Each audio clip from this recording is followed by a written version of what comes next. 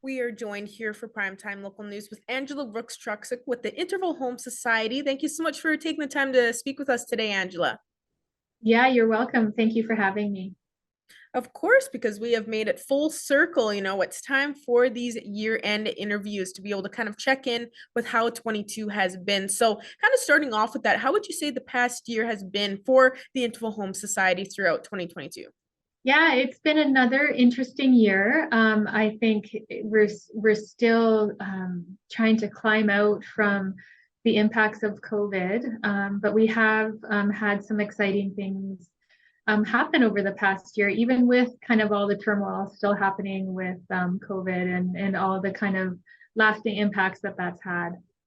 It's definitely been a crazy year, I would say, with a lot of people having to adjust with so many changes from the pandemic. So, what would you say some of the highlights from this year were for the Interval Home? Yeah, well, first and foremost, we were able to open the youth center back up to in-person youth. So while COVID was going on, we had to adapt really quickly and go to online kind of programming and doing one-on-ones online. And grateful to have been able to do that, but it was really, really exciting when we were able to open up the youth center back to our kids and have them back with us and having them in their own community within the youth center, doing all the activities and the programming. It just brought life back to us for sure in that sense.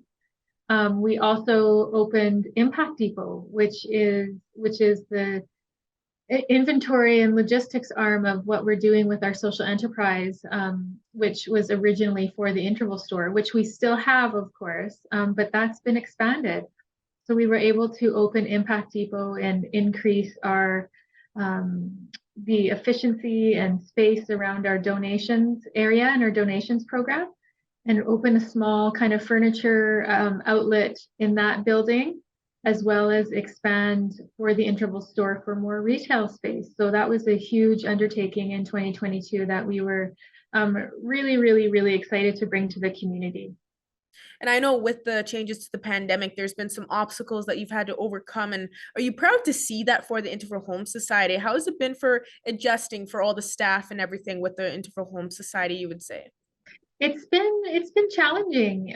People are, I think, generally speaking, across the board, people are still trying to catch their breath and still trying to figure out what post-pandemic looks like and feels like at work. And we were on the front lines. We were open. We didn't close during the pandemic. We were on the front lines serving clients, our most vulnerable people in our community. So our staff are haven't had a break, so they're hanging in there, but they're glad to see kind of the end of, I guess I'm going to knock on wood now and say that the end of kind of COVID and what it's brought to us, although it's brought permanent changes for sure.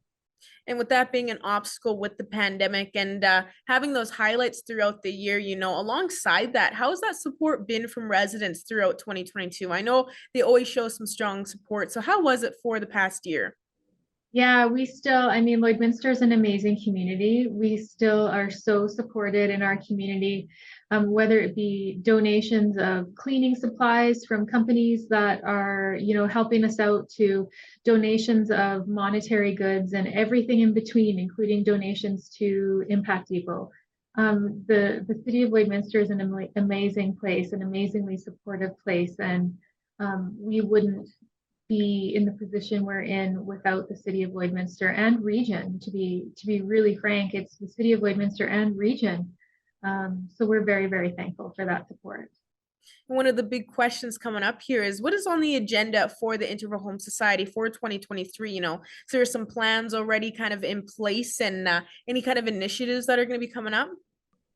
Well, we just started kind of a really exciting project called Project Hope, which is the conceptual designs of our new shelter. So we will be continuing making some great strides in the development for the plans for our new shelter and transitional housing development. So Project Hope began just about 6 weeks ago.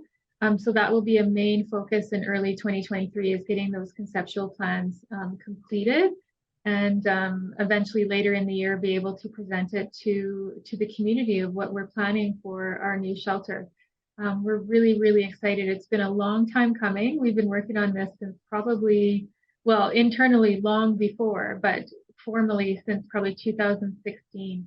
So it'll be nice to have be able to come to community with our plans, conceptually speaking. Perfect, Angela. And I really like to end these off with kind of if you have a last message that you'd like to share to others out there watching this from the experience that you've had from 2022 for the Lloydminster Integral Home Society. I think it is just to hang on to one another, rely on one another, and lean on one another. We couldn't have gotten through these last 2.5 years now, if not more at this point, without leaning on each other. And that's one thing that moving forward, I'm not going to let go of is just remembering what's important, and that's each other. And also just want to offer another thank you to the community for continuing to support the Lloydminster Integral Home Society and the Lloydminster Community Youth Center. It's always really nice speaking with you, Angela. Really appreciate you giving us your time today. And thank you once again for joining us. Yeah, thank you for having me.